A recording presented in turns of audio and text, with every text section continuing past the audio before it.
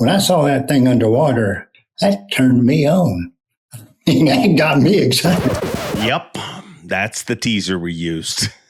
16-time Bassmaster winner, 4-time Classic champion, former Angler of the Year, the great and wise Rick Clunn joins us once again with another Clunn-clusion. This week on...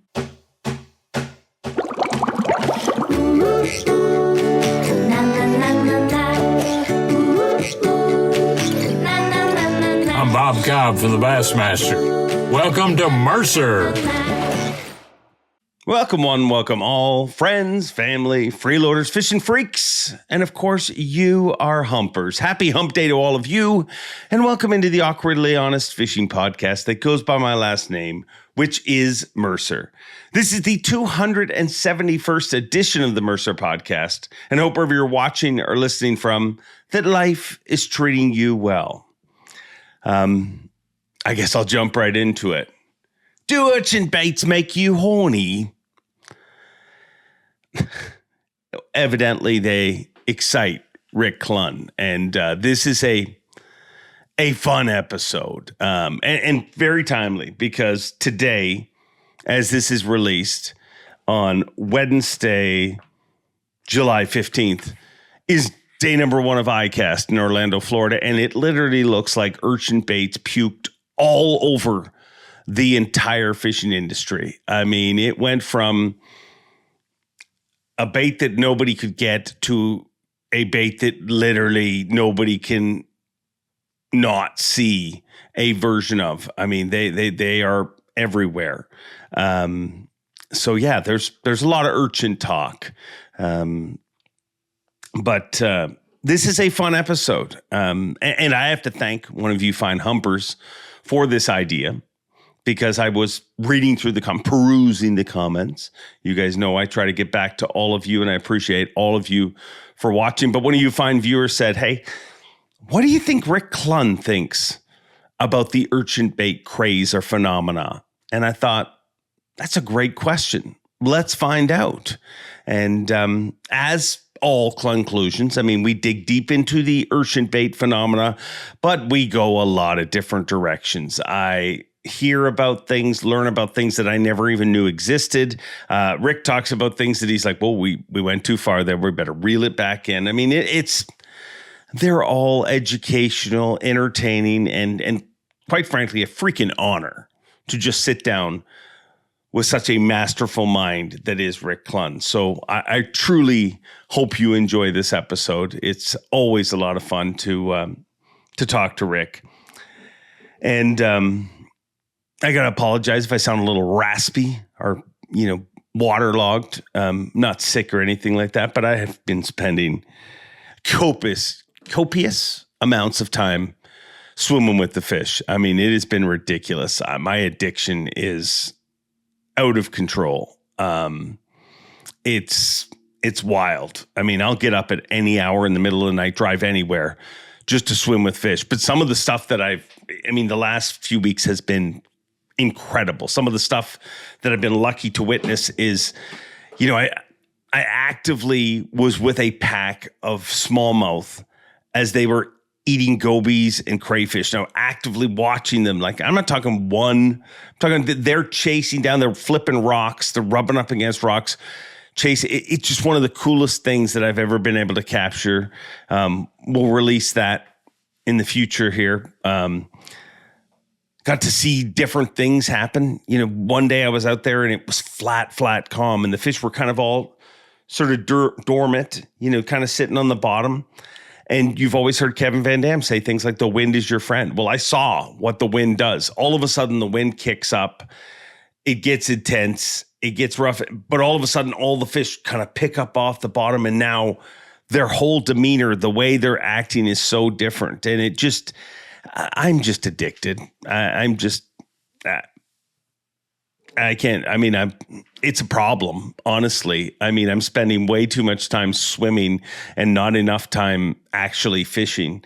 But you guys understand addiction. You listen to a fishing podcast. If you're wondering whether you're addicted, if you listen to a weekly fishing podcast, You're a degenerate addict for the sport of fishing, and I am thankful for all of you. But hey, there's a lot worse things to be addicted to. But my addiction is a little out of control. But got some really, really cool footage coming up for you guys, and I don't think I'm going to search for a cure anytime soon. I'm just going to keep swimming with the fish because it's weird. It's literally, I come home and I'm just, it's like the biggest weight.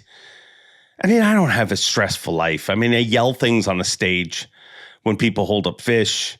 I host a fishing show, a podcast. It's busy, but I wouldn't say I'm stressful. There's a lot more stressful things to do, but to me, getting in the water and just being with the fish it's the biggest stress release there is. It's wild. But so lots of that coming up and probably some more in the future. But we have a really, really fun episode. And it is always a good time when we talk to the legendary Rick Clunn. So without further ado, I'll stop talking about my addiction. And thank you for your addiction for tuning in here each and every week. And hey, do me a favor. Keep the grow going. Tell your friends about this podcast. The more viewers we can get, the more successful this podcast gets, the more I'll be able to just go swimming with fish, and you'll be helping my addiction. So let's all be addicted together. But one dude I'm addicted to is this guy, Rick Clunn, and another incredible Clunn-clusion. Let's travel all the way to the Ozark Mountains and hook up with Rick Clunn right now.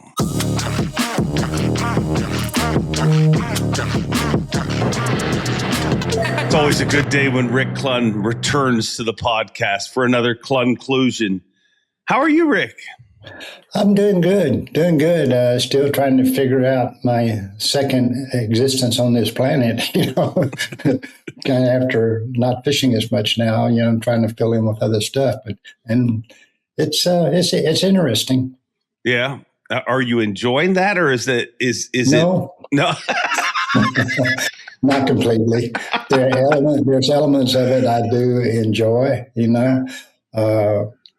I get to spend, like this year, I got to spend a lot of time in the woods with Melissa in the spring, because normally I'm not here in the spring. She's out looking for mushrooms and everything else you can imagine in the spring in the woods. And she tells me about it, but this year I actually got to do it with her for, walk through the woods, and because she identifies. For every one thing I see, she'll see 5 different things, and that's the beauty. She's like, walking through the woods with a wilderness survival person, a biologist, a botanist, and there's nothing that she doesn't point at and says, "That's so and so, and this is what it can do for you." Wow. I feel like that would be a good podcast, just to follow you two walking in the woods. It would be, it really would be. It's, especially with her. It blows me away because, through her eyes, I've got to experience another world that I wouldn't have seen. It's like I've gone to another planet with this alien her, and she shows me this other planet. It's the macrocosmic world where I see the macrocosmic. She sees the little stuff. Wow. Well, I feel like that's a good segue into one of the topics that I want to talk to you about, because there's a lot of people that are shocked at what we're seeing, and that is the craze that is urchin baits. First of all, give me your opinion on what you're seeing happen right now. I'm seeing it. We've seen it before. It's not like it's new. The bait itself is, all these new baits, things that come along, have a fascinating side to them. I'm trying to go back to what I saw come along, and the buzzbait was probably the one I was most aware of. It just all of a sudden didn't exist, and overnight took over the fishing planet. And then as time went by, the fish got used to it, And then we had of course, one of the more obvious was the Alabama rig came by, and everybody was going, "Wow, what the heck is this thing? Fish don't have a chance." And so this is not the first one. It's a little bit, it's a little more fascinating to me, I think, because it's not fascinating until you see it underwater. It's just a child's toy out of the water. But under the water, when you see it moving through under the water displacement is moving, then you really, if you're an angler, you immediately understand why it's so good. And, out of the water, you can make fun of it all day long. And there's so many, in the natural world, I think there's over 900 species of urchins on the planet. Wow. And you got all kinds. And this one actually is more of the urchin they call an incoconoderm. I can't say it, it's a biological term. But this one represents more of that urchin. It's not, all urchins are full-bodied spines and tentacles everywhere. But there are urchins who have half a dozen tentacles, not half a dozen, but 8, 9, 10 tentacles coming off their body. And the ones you see, the coqui and all these other ones now that, people are coming with. But under the water, it's a neat bait. And I understand it better when I look at it underwater. I think that could be said about a few baits. I mean, Alabama rig was another prime example of that. When the first time I ever saw it, I'll tell you, the first time I ever saw it was in the Alabama train station. We had the postseason event where we had all the boats set up in the train station there in Alabama, and the first boat back was Skeet Reese, and he had it the Alabama rig hanging off of his boat. He was just in there rigging, and me and Overstreet went in, and we're just talking to him. And I remember Overstreet's exact words. He's like, "That's some California bullshit right there." And I remember we joked about that hanging off his boat. And I kind of thought it was like, how guys will tie on a joke lure and be this is what I'm catching them on. And I realized it was real when I went to take a picture of it for Bass Cam, and Skeet's like, no, you can't show that. But I feel like the Alabama rig was the same. We're above the water. You look at it and you're like, that's a chandelier. There's no way a fish is. But when you see it under the water, you're like, wait a second. It all makes sense to me. No, it definitely did. But still, it's a good example. And this coqui is too, that it really breaks down a lot of our rules in fishing. Like the Alabama rig, they brought it here to bull shows and Table Rock, very clear lakes, and people said, "Well, them fish ain't going to hit. Look at this side, those wires. They didn't care about those wires." I mean, so everybody here thinks you got to use 4-pound test line. Well, that Alabama rig went, wait a minute, maybe I don't have to use 4-pound. And this urchin deal is really kind of doing some of the same things. Us anglers can't we try to make sense out of it in our ignorant way, okay? But you can't make sense out of it if you judge it how you think you're supposed to, which is 50% wrong. And that's my point about the Alabama rig. And it showed us where we established these rules. You got to use 4-pound test line and that color water, or you can't use heavy line, blah blah blah, or it's, and again, it's just, it blows me away but the urchin or the coqui, whatever you call those, what are the other names? It's got other names, doesn't it? Yeah. Well, I mean, it depends on the brand, like the Berkeley ones, the Meba, the Kyoki is the original. I mean, this show comes out the week of iCast, Rick. There is a bajillion ones that have just been announced today, literally. Like we don't know the names of right now, but at iCast, it's going to be Urchin Mania. Well, and it's strange when something survives long enough to find its time. Yeah. And it doesn't, I mean, I'm giving it an animated object like it finds its time, but the anglers stumble into how to use it. And certain things had to happen with the urchin. A lot of people think it wouldn't have happened if you hadn't had forward facing. And that may be true because how long do you think this thing has been around? The bait itself, I believe, was invented like 26 years ago, and it was originally invented to be a topwater bait.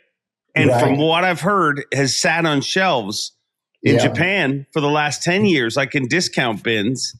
But it originally we first started seeing it with some of the Japanese anglers, and it was a forward-facing sonar bait. But I think this second wave of it really taking off is what has made people's heads turn. Because as a forward-facing sonar bait, to me, my simple mind, it totally makes sense. Like you've got a cat toy that you're shaking in front of a fish, and if you shake it enough, it's going to react. Yes. But what we've seen Chris Johnson and Jason Christie do, that's totally different. I mean, they're not using it in that same way, and they're actually getting fish to come to it.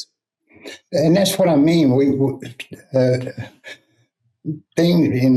Stars have started to align for this bait to work. It coming from different directions, from sonars, different techniques, anglers, Japanese mentality of fishing, heavily fished areas. So they're always trying to come with something that's different. But you said about 25 years. Let me show you. I do a deal called Back in Time, kind of on a podcast, and I go back to all the Bassmaster magazines. And these things that I found fascinating. And this issue here is September, October 1988. Okay, and I want to show you a bait. Let me get it here. Trying to take me a second. Oh, there it is. Show you a bait right there. Can you see it? I can. I see here it. in the bottom of the advertisement down here? Yeah. It's got the same appearance of your urchins. It's a jig with a lot of different type of tentacles sticking off, not just the rubber skirt as you normally see it. I got to do a better job. All right. Come here. Where's my camera? Right there. It's called a booger man. But anyway, my point, I saw that, and I was going through it the other day, and I went, dang, these ideals start in some angler's head now. And we play with them because we think, and then one of them all of a sudden starts to work for various reasons because it's got in the right hands of people.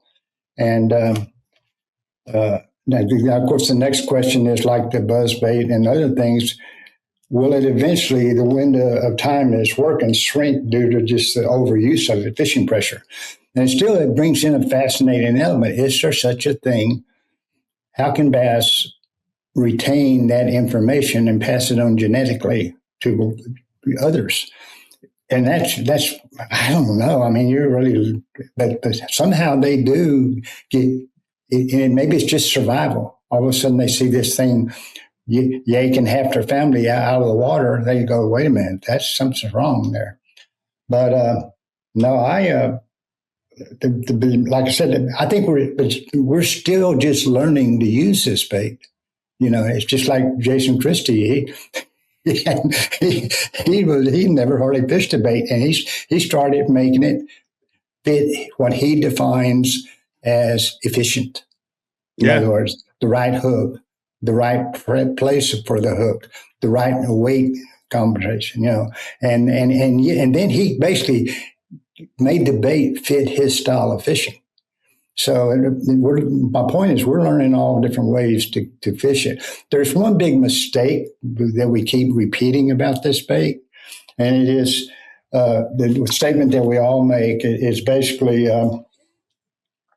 what in nature looks like that. We use that word.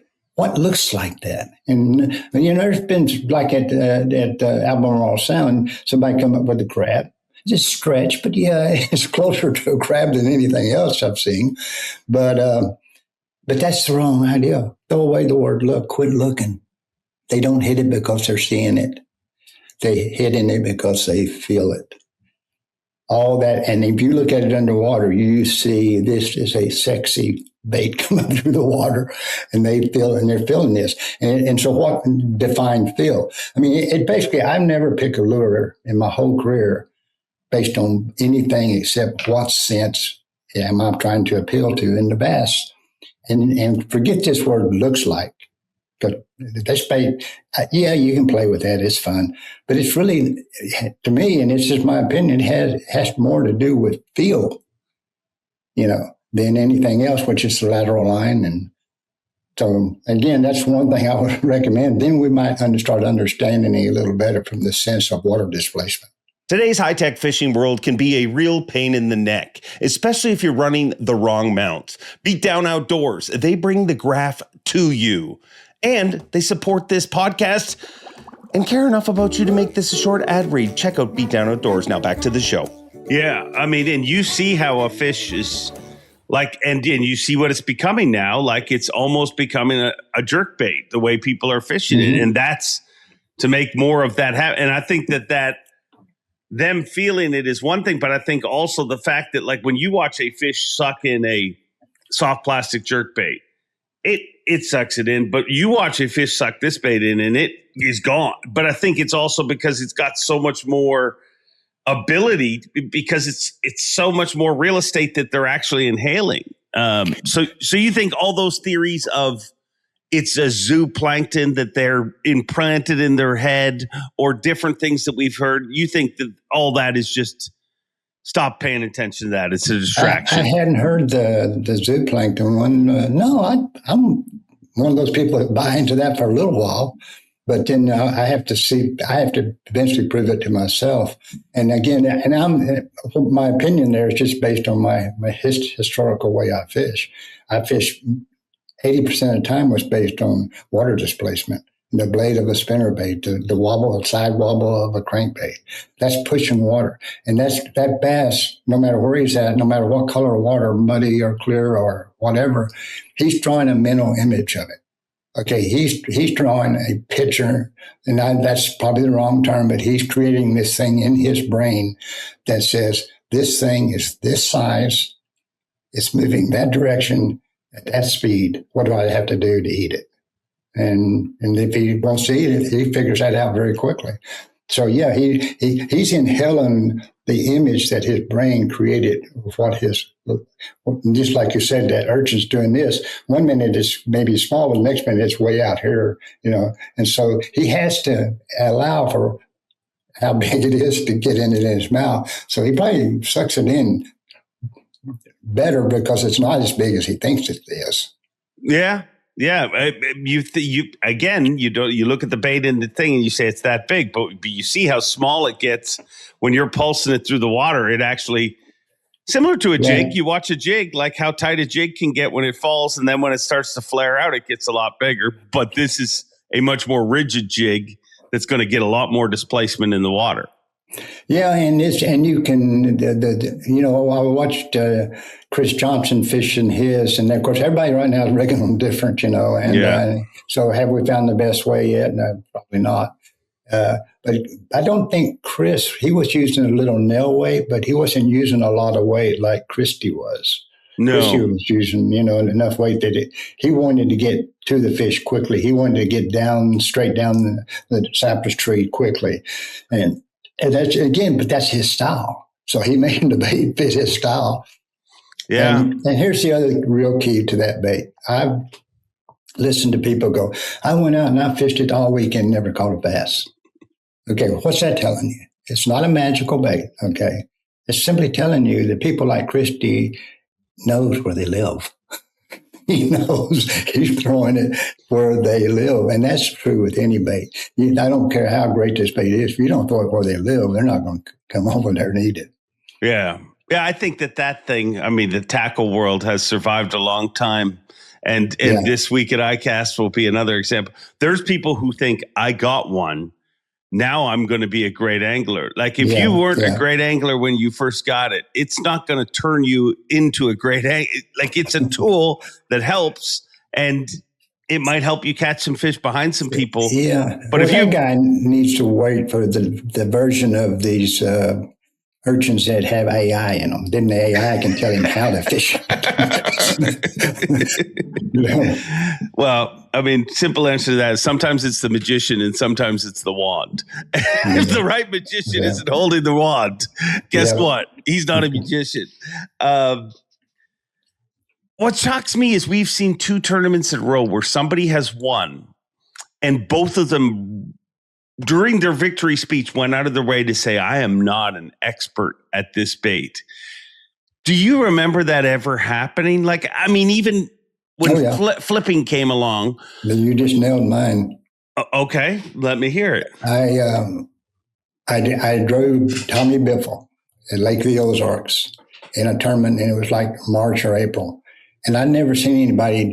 I was flipping like D. Thomas and Gary Klein taught me. Tommy agreed to go with me, and I'd never seen that underhand cast that he does, where he just low trajectory across the water. And he can adjust the distance amazingly, and it blew me away at Lake of the Ozarks. And so then when I went back to guiding every day when I didn't have a plan, I went out and practiced that. Our next tournament, BASS tournament, was at Lake Okeechobee in Florida. And Dave Levy was fishing. A lot of the guys were fishing. They were flippers. Roland was fishing. He lived there. He's a flipper. But Okeechobee was as low as I'd ever seen it. It probably wouldn't have been about 6 inches of water to nothing left in those outside Thule lines. So the flipping water was pretty much had disappeared. But I was not knowing what I was doing most of the time, which that's not a criticism. That means you have an open mind as well. And I went up in them because everybody was fishing offshore in Okeechobee. And I went up there, but nobody was fishing up in what I like to fish, and that's what you're visibly looking at, the aquatic. And I went up there and I found a few stretches of those Thules that had a foot of water in them, not 6 inches. But I was using that Tommy Biffle low, long trajectory, and all of a sudden I made a real long one up to the Thules, and all of a sudden, I was watching my jig go toward them, and I saw the Thules start moving. And when it hit the water, it had it. And I learned real quick in those deeper areas that Tommy Biffle technique would work, and nobody was up there catching those fish because they got too close, they'd spook them. You had to stay away from them. And I ended up beating Roland by 2 ounces in that event.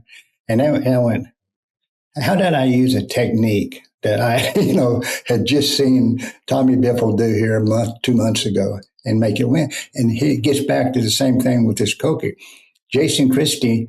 Chris Johnson, that bait didn't make them a winner. They were already winners. And they just using this bait as another tool to help them do that. Well, they definitely, and that bait, to see a bait dominate the way it did, like the areas that they were both fishing were no secrets. Like where Chris was fishing, we had guest after guest come on live cast and be like, I fished that exact same row. The dock, the magical dock that Christy fished, they got a bunch of weight from. I mean, we had guests on that were like, I know the exact dock. Like it just, Polinick said something in pre-fish for Santee Cooper that stands out to me, and it amazes me that his mind saw things this clearly. He openly said, and this was in a private conversation he had that I got to overhear, but he said, a cast without a kyoki in this tournament is a wasted cast. To know that bait was that lethal in that time of year, like, blows me away. Like, in my level of confidence, I'd be like, well, I'm catching him on this. I wouldn't think that I had got on to the everything. Does that shock you? So something that Jason Christie said made sense of what you just said to me. He said, his whole career, he knows that the trees and the stuff that hold fish, okay, if he's fished that lake a lot. And we all know that, certain ones tend to be the better ones. But he said, the one thing I've learned with this Koki is that I can go back through there with my traditional lures, my jig or my, worm or whatever, and I will get a bite on those traditional trees, about 1 out of 3 of the trees I know that hold fish. He says, with the Koki, I'm getting a bite on every one of them. So those trees that hold fish now have fish that are getting pickier And that gets back to so many of these lures come from a mentality of fishing community hosts. The Japanese, that when they come over here, that's all they knew, were told to fish, and there was community hosts. The areas, and in their country and in California, and it goes there second a lot. They're fishing community hosts. They have to come up with new techniques that the fish, and I'm going to use that word, haven't seen. I'd rather say haven't felt. And even then we're trying to simplify the magic of this bait. And if we've learned anything from forward fishing and these Alabama rigs and cokies, it is that we really don't know much. I mean, we're just tapping into the outer edges of it, and maybe a little more than that, given we definitely have evolved some. I mean, I've been around, so I know that's true. But at the same time, and let me put it a different way, we too quickly want to have a definitive, absolute answer. Yeah. In other words, it is pattern fishing is the same way. You go in there, okay, they're on windy points, on stumps, where you have gravel. We pick all these variables, but I found myself over and over trying to reduce it just to one of those, and to make it easier mentally, and that's a mistake. And that's what we're guilty of with all these things. We want to come up with a magic thing that it looks like, and say, okay, we figured it out. This is why they like it. Okay, we're just being lazy. I don't know if we can figure out completely why they like it. Yeah, because as many theories as people throw about what it is, the truth is we'll never, ever know. And ultimately, as an angler, do you really care? Like, it makes you sound smart to be like, well, I'll tell you what it is. It's this, this, and this, and that's why they eat it. But ultimately, as an angler, I don't know what they think a lot of things are. I know what we say we think they are. But I mean, ultimately, I don't care as long as they eat it, right? I mean, well, and that's kind of really, to me, I try to reduce everything into what sense do they use, sight, lateral line, sound, blah, blah, blah. And you also, you're trying to, with this particular bait, you've got to reduce it to the other biology of the bait, and that's predator-prey relationships. Does the bass care? He's the dominant predator. In other words, let's try to pick a lion, and all of a sudden, he lives in the Yellowstone Park, and he's never seen, we think of something, a pig or a chicken, and we throw it out there. You think he's going to leave it alone? No, he's going to say, whoa, that feels good, looks good, smells good, blah, blah, blah. I'm going to try it. I'm a predator. If you buy into the theory that it's supposed to remove anything that might not keep that environment in harmony, it's in other words, this is something strange here. I'm a predator. One of my biggest jobs is to maintain harmony. This may be one of these not indigenous, but one of these creatures that came from another country and aquatic vegetation that we don't supposedly want. I think he has to remove it. Yeah. So again, was that part? Is that an answer? No, it's just part of an answer. It's more of a way of going about trying to figure the answer out instead of, other reasons. That are just guesses. It's true, the lion analogy, because I'm thinking in my head, even if you remove a pig, it's a source of food. But even if you take something that's not even nutrients, if you take a beach ball, a pink, yellow, and white beach ball, and you bounce it across in front of a lion's going to attack it. A lion's going to find out what it is. So in essence, this is our beach ball to a bass. Pretty good in that. Yeah, pretty good. And even, I mean, okay, and forgive me for saying this, but when I saw that thing underwater, and I'm thinking like a bass, that turned me on. And that got me excited. And so the bass does the same thing. We're looking at this thing and evaluating, wow, that really looks good. And it does. But it is funny how, like Jason and others, a lot of other anglers have said, I wouldn't buy one of those. I don't care what you did. You said, tell me. And fishermen should know better than to make that statement. Yeah, it's funny how often you hear stuff like that. I mean, but people probably said that when they saw the very first Senko. I'm not saying, at a time when every worm had a bigger tail or a different. It wasn't a Senko. I'm going to correct you again. Oh, okay. It was the Sluggo. That's right. They came from up in Maryland and somewhere up in the Northeast, I think, which is where it originally came from. And then Yamamoto, as he always does, made a better version of it. So, yeah. So what I'm getting from you is we should focus on this bait specifically, or all baits. You pay more attention to feel. If I had to put the dominant sense that I pay attention to in a bass, it is the lateral line. Yeah. Which is an incredibly sophisticated form of underwater, feel.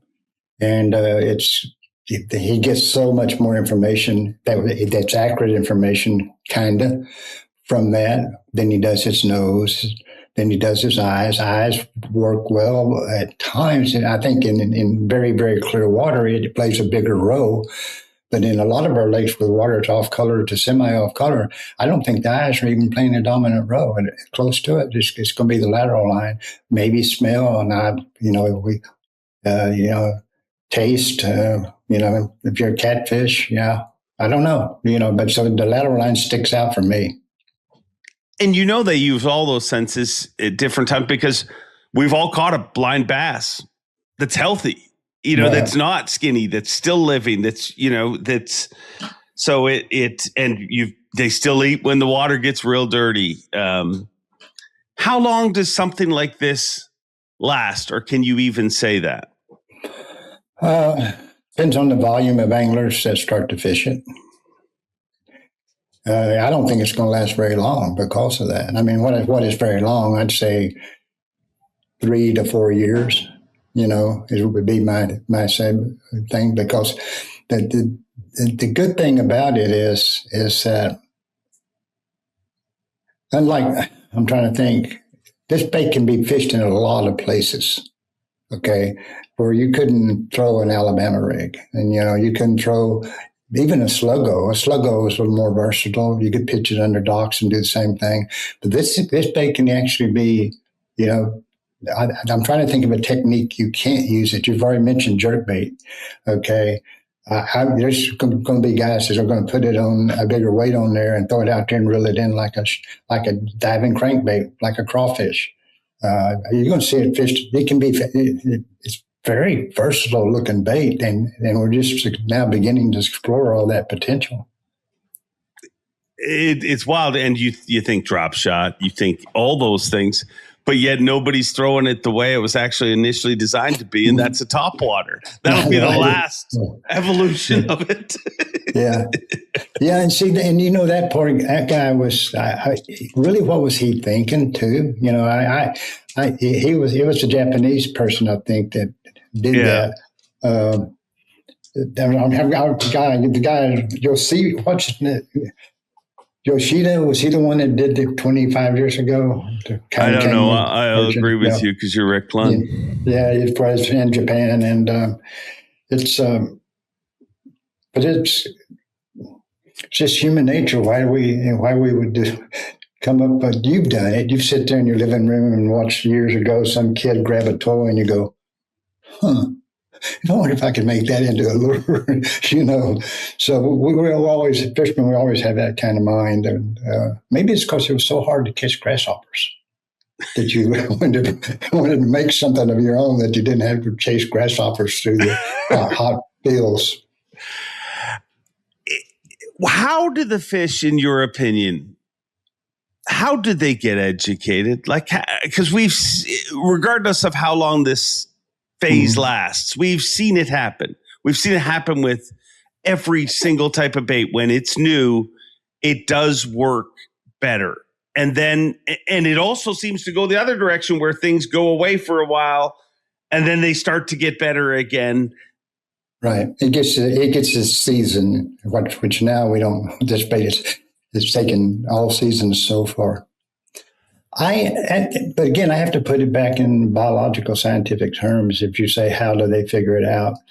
It has to be something in their genetics about survival. In other words, and how do they read danger? As a little fry group, they read danger when the other fish around them start to disappear. The other little fry or the bait around them starts to disappear.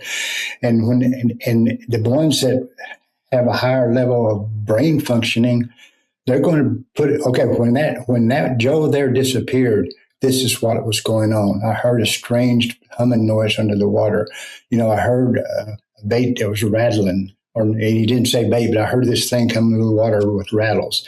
And so it puts together all these variables, just like an animal in the wild does. Okay, what represents danger? And they have to learn that. They learn it. But now what you're asking is, and I do believe they pass it on to genetically, especially if it's so. I mean, if you're a bass, and I've always thought it's silly, but you go, okay, you got a school of 20 swim up when I guided on a hump, and you throw out there and you catch 4 or 5 of them, and they quit. Okay, because you already overheard. Don't even back then you didn't say don't let them go because they'll swim back and tell the others. So you throw them as far as you could. Unfortunately for the fish, the opposite direction, because we thought they were going to communicate somehow with each other, and over time they would get harder to catch off that spot, and that's when it became a community hub. They're there, but they're harder to catch because those things that recognize danger to them. That engine cutting off when the boat pulled up, the troll motor being put in the water, the troll motor running, all of a sudden all these pings coming off from depth finders. Those are signs of danger. Okay, and so that's going to make them a little less likely to bite. That's all I can figure out. And of course, then that means too, they'd have to pass them on genetically. So they have to survive. They have to do that. Avco not only makes incredible outdoor clothing, but they care about anglers with their 10% pledge. Avco and the Shed family donate at least 10% of the company's profits to conservation and making fishing better. Now back to the show. Yeah, it's just wild because the mistake is to think of things in humanistic terms. Like, how do you teach, your children? How do you teach the next generation? Well, you teach them, you tell them, but as far as we know, fish aren't talking to each other, but they are. Sometimes they seem to listen better than children listen in the human world. There is such a thing as cosmic consciousness, though. That means those fish don't talk to each other, but they share all the same thoughts. Well, we got to get into this. No. What is cosmic consciousness? We're not. No, it's just It's a thing that a lot of famous individuals were said to have. And Jesus was one of them. He had cosmic consciousness, Gandhi. And a lot of the great philosophers, they were just a handful of people that had this consciousness level that was so much higher than everybody else. So, but that I'm not going to say any more than that. If they want to know, there's a book called Cosmic Consciousness. I'm looking at it right now. I just Googled it. Cosmic Consciousness, a study in the evolution of the human mind, is a 1901 book. Wow. So this is from 1901. I'm pretty old. Where psychiatrist Richard Maurice Burke, in which the author explores the concept of cosmic consciousness, which he defines as a higher form of consciousness than that possessed by the ordinary man. So you believe that fish could possess this? Well, that's a stretch. But my point was they don't have to have a language to communicate. Yeah, clearly. Okay. My point was they are communicating, but it may be a shared stimuli that they're all sensing those same danger signals. Okay. And when one reacts, they know, well, that I should be reacting a similar way. I should be getting the hell out of here, whatever that is. So, yeah, I kind of elevated it to a much higher level quicker than I normally should have there. But no, it's a shared form of understanding is what it is. And in all of nature, everything, trees, fungi, everything has a shared form of understanding and communication. Now, why you say we don't? Yeah, we do. We just have lost it. We don't pay attention to it. So let me take this to another direction in another sport. And you hear this and people say it's, well, because they know each other's traits and stuff like that. But you and I both love the Chiefs. And we have seen Patrick Mahomes and Travis Kelce have what seems to be cosmic consciousness on the field together where he just turns. He knows that ball's going to come there. It wasn't a plan. It was just is that just they know the traits of each other? I think you're right on it. They've worked with each other so much. They know their tendencies. I mean, you're seeing it over and over now in the World Cup. These soccer teams, they pass the ball. I mean, it's I'm trying to understand. I don't understand the sport completely, but their ability to know where the guys, because they practiced it over and over and over. They read defenses the same way, and so if they both read it the same way, they're going to react with the same move. And of course, Patrick is so good at creating secondary plays. Well, that's tough for a defense because they studied your film. They see all your normal plays. But when Patrick Mahomes and now more and more of those quarterbacks break out that normal play and create a secondary play, they haven't seen that on film. So that becomes hard to cover. So as again, yeah, I think all creatures we have that. You see a lady in the garden, and it's amazing the communication that's going on with not just the garden, but the insects, the bees, everything. Yeah. So you have a famous quote earlier in your career, and I'm going to screw it up, but I don't even know that I've ever heard you say this or read it, but I just know it floats around about to understand the hawk, you need to understand the mouse or something. Is that a real quote that you made at one time? Yeah, and it wasn't my quote. I went to Tom Brown survival schools in Pennsylvania, and these were the survival schools where the Navy SEALs and the Army, Special Forces people come to write survival manuals. They were there at one of my schools, and they were writing, it was the Special Forces Army was writing a survival manual. They wrote at these schools, so I'm just going to give credibility. It wasn't a cold deal on it to smoke pot or anything, okay? It was actually a true survival school. And you learned all the ways to survive. Of course, nowadays they have Naked and Afraid on. Those people have to use those methods, and they don't have any clothes. At least we had clothes on at the survival school.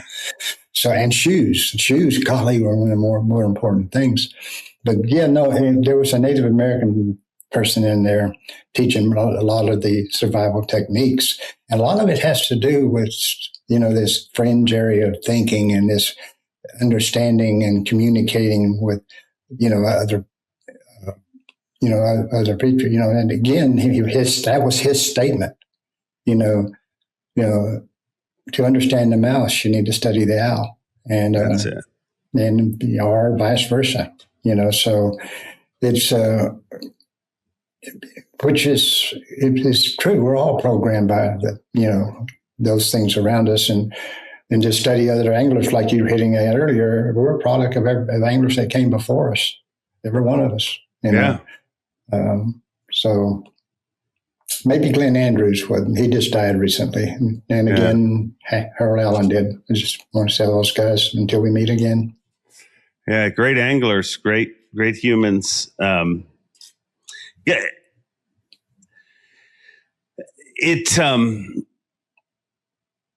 Does that change when you're looking at a bait like the Kyoki? Like when you're looking at, because you're not looking at a mouse anymore. you're not looking at the match the hatch approach. You're or am I'm just looking at the visual end of it, and I still am looking at the mouse. Does that make sense? But again, I look at things and a little differently, and that is, I don't look at it to see how pretty it is. It's always function over form first, and that's the way Christie's looking at it. He finally looked at this bait, and just looking at form didn't appeal to him at all. I'm not getting one of those goofy looking baits that cost too much money. But then when he started applying his mentality of function to it, all of a sudden he started to see its potential. Yeah. And that's what you see is happening a lot right now. People look at it at first and don't know what to think of it because they can't make sense of it. But then they all of a sudden start to say, I have a certain style of fishing this could work for if I figure it out. It's continuing to do that. It's like you said, we saw two different versions of it in the last two elite events. Yeah. When you first saw it, what was your initial reaction? Like, have you gone past that stage, or do you still see things and be like, that's nuts? Say that again. Well, when you first saw this style of bait, what was your initial reaction? Like, have you got to the point where you can fend off the, I don't need to be throwing that? Well, I did, because again, I put function first, not the looks of it. Function. How am I going to use that? I'm a crankbait guy. How am I going to crank that? See, my initial deal, I'm a jerkbait guy. You already saw that that's changed. How am I going to jerk that? That doesn't look like it. What kind of hooks can I put in it? And we're still trying to figure that one out. Should it, I can't work it like a spinnerbait. Now, see, until you told me about the top water aspects, I'm not going to fish that on top. So I did not accept it because I couldn't, like a lot of the guys are doing. They're applying a function to it that they think they can make it work. I couldn't apply a function to it. Do you think that could be one of the reasons? I mean, I get it. Technology is a major player in this. And whenever you bring up youth, people are going to throw that technology back on you. And it's a huge player. I'm not discounting that. But do you think that could also be part of what we're seeing with youth anglers? Because it's just human nature that as you age, you get more set in your ways. It doesn't matter whether it's your eating habits or what it is. You get, this is what I like and this is what I do. When you're younger, you're maybe more open-minded to things like this. Oh, absolutely, they are. It's strange the other day, and I was watching Christie, and they asked him, they said, were you seeing fish with the scoper? He said, I was using scoping, but I never saw but one fish that finally chased my bait. He said, but all the other days I never saw a fish. But I was looking for targets that weren't being hit. Okay. And you know what that reminded me of? You know what the first instrument we ever did that with? We were looking for targets that weren't being hit. Polarized sunglasses. Yeah. And then that became, for a while, you got to have the right lens, have the right color lens. You have to have it. Why? And everybody said, well, it's just to protect your eyes, not for fishermen. Fishermen, that was going to allow us to see a target that the other fishermen couldn't see. Now, sonars tore that apart. You can see, because even certain depth targets you can see with polarized glasses, but there's no depth target that you. So, and that's I think the way that Christie made it work so well for him was he knew targets that he caught fish off from, but he looked for other targets that couldn't be seen around him. And I think, to me, but that's using that sonar for that's no different than when I was using polarized glasses to see a few more targets the other ones weren't seeing. Do you think that this, when you say this bait will, 3-4 years down the road, it's not going to be as effective? I have to believe it's going to spawn off an entire category of baits from it. Yeah, it's attempting to do that already in different shapes, different lengths, different, so it's attempting to do that. And again, what I keep in mind on that is I can keep looking. Is there one that's going to offer a better function? same bait but better function. And so far, it's actually reverting back to the round version. It's actually so far the better functioning one. Yeah. Because of the ability to put different hooks in different weights and positions and protecting the, So, but you're right. We're going to see all kinds of things. I will probably see crankbaits with tentacles hanging off from them. We may, as I said, this show airs the week of iCast. Lord knows what. I mean, what there's going to be. Yeah. I mean, last year's iCast, it was the year of the dice, and it was like they could hang strands off of anything possible. I'm sure we're going to see some freaky stuff, and that kind of stuff excites me as an angler. Like I do love, like I know there's the people who are like, I throw a jig and this is how I fish, but I do love because I think that's to fun. me. What's that? It's fun. Yeah, and to me, that's part of what makes us love the sport. Yeah. Yeah, I agree. Totally. Sometimes we get too serious and we forget. A lot of it's just fun. Okay. And it is fun watching it. It's fun watching how we react. It's fun seeing the absolute expert that's already figured it out. And it's fun seeing the person that's like most of us and what the heck, So I know the industry needs it. I mean, we need that shot in the arm. And that's the one thing that I will always say tournament fishing has given us, that without it, I don't think fishing industry would be visible right now. Yeah. Because it provides these kind of catalysts that get everybody perked back up. Did you hear about this? Did you hear about that? Hey, come on, go online, look, watch this guy. And everybody gets fired back up again. And so tournaments are a great catalyst to keeping the fishing industry alive. Yeah. I mean, this bait is a prime example. If you don't think tournaments affect things, look at that. Right. I mean, and they didn't even try to tell people about this. I mean, I remember the first time we mentioned the name, I think Patrick Walters was on the set with us and he gave us the dirtiest look because he's like, why are you even talking about that? Like, is that? We all did that. Is that one of the biggest differences in the sport today? Like, Rick, you guys, I mean, I look at Kevin, I look at anybody, like Kevin threw a hair jig for years and everybody thought he just threw a crankbait. Kevin threw a jerkbait for years and everyone thought you were able to keep secrets. You can't keep secrets anymore. Oh, no, that ended with TV and then advanced TV on top of that. Because early TV, you could hide stuff from it, but nowadays, no, you can't. And it's good. It's good. It's sped up the learning curve at a quantum level, though. And so that's why everybody goes, well, why now? When I started, most anglers were 25 years or older. And nowadays, shoot, some of them are 15, 16, 17, 18, 19. And that group is getting smarter and smarter and faster. Yeah. And they're absorbing more and more. Like, I mean, it's how the world's meant to work, really. Like, if you look at it, this generation should be wiser than the previous generation. Absolutely. And the difference is it's just happening in front of our eyes in some ways, which in other generations it hasn't. Like, one generation has stepped aside before the others started to make an impact. Well, and it's another, I think, misconception. Wisdom we've defined as something you get with old age. No. Wisdom can come at any time. I mean, I've seen a few very wise young people, and I'm talking about pre-20 young people that are incredibly wise. Not about everything, but wiser than most. So wisdom comes at any time. It's not reserved for old people.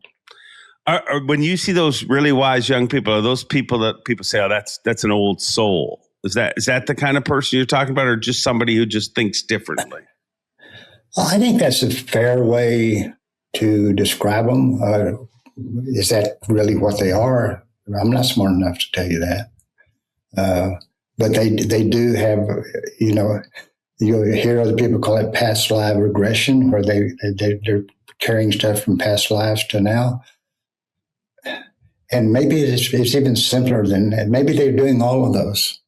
But it's as simple as how we can answer the fish, tell danger is that we have genetically passed it on, little tiny bits here and there, and that person just happens to have a lot more bits passed on than some. I want to ask you kind of a freaky question here, Rick. I need you to, and I think you'll give me a great answer. Oh, we're going to get freaky now. Yeah. Yes, we are. And I asked Kyle Patrick this question on last week's show. And like a tournament angler, he was like, yeah, I wish I was born 10 years sooner because I feel like we would have made more money as a pro angler or whatever. But I want you to dig deeper than that. If you could be born in any era of mankind, literally any era of mankind, would you choose to be born in the era that you were born, or would you choose another? And if so, what would it be? I've run a Yamaha outboard for over 30 years. It has got me home safe each and every time. If you enjoy this podcast, remember, Yamaha supports it and they care enough about you to make this ad read very short. Now back to the show. I don't choose current time frames, past and present. I don't choose any time but now, past and present. It's ironically, even though if you listen to all the prognosticators, maybe you don't want to be around. I wish I could see what's coming. What's really going to happen to man? You know, we see a lot of things going wrong and a few people trying to do things right. And which one's going to win that race? You see, do I really want to be around to see the outcome? Yeah, I kind of would. But right, no, I wouldn't choose past or present right now. I mean, how could I? I've lived 50 years of my life standing in the bow of a boat in the sunshine and the sunrises and sunsets and chasing. Yeah, I'm fishing, but I'm learning and getting reconnected with the most important things there are. And you can do that quicker in the woods and in nature than you can about anywhere else. And they exist everywhere, but they're just hard for us to see them other places. So, no. It's a very good answer. I hadn't planned this, but you mentioned them, and I think it would be, and hopefully I'm not putting you on the spot with this, but they were both amazing people and did a lot for our sport. But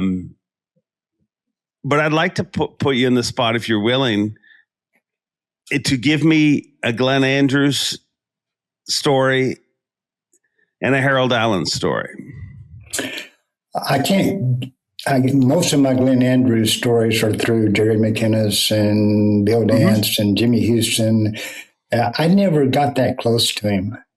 But the most intriguing thing about me was how most tournament organizations were trying to outlaw him, because it fed right into a lot of my own experiences. And it's based on what I observed.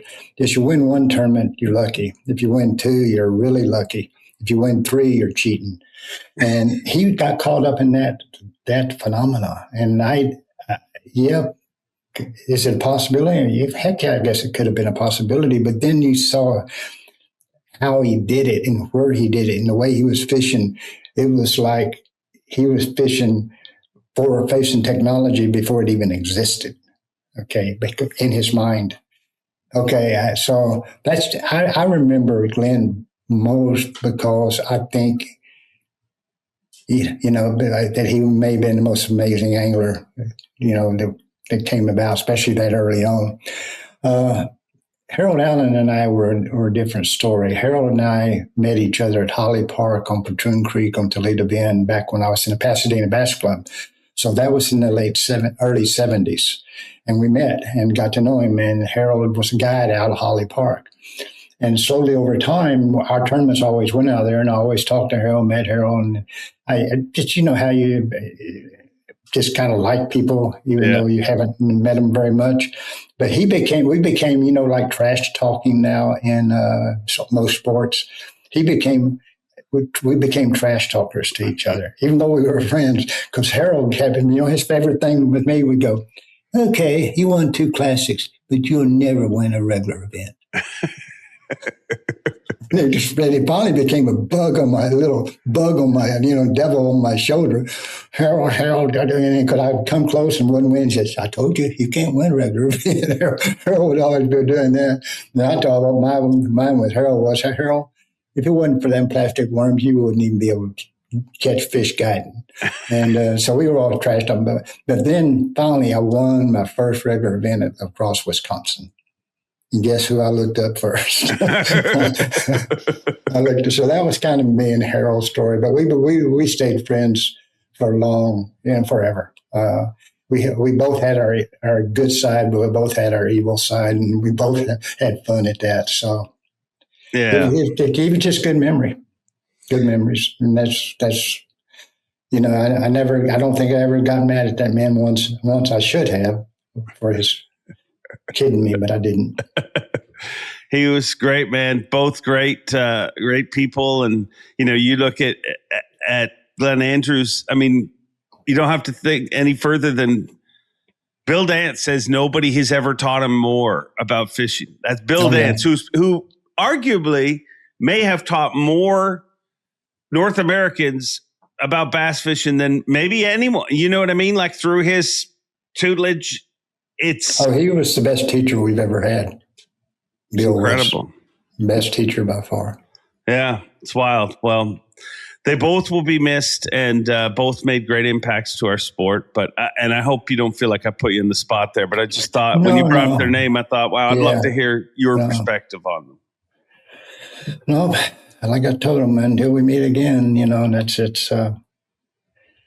it's the magic of growing old, and yet it's something you can't avoid. So do the best you can with it. Yeah.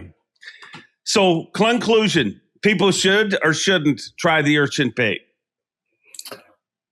Oh, I think they really should pay a lot of attention to it right now, and whether they're trying it or not, because I think we're seeing a better version of it. That the version that Jason Christie showed, I'd fish that version. Now, I wouldn't have fished any of the ones I saw before that, but I could fish that because it fit my style of fishing. It fit my equipment. It fit my line size.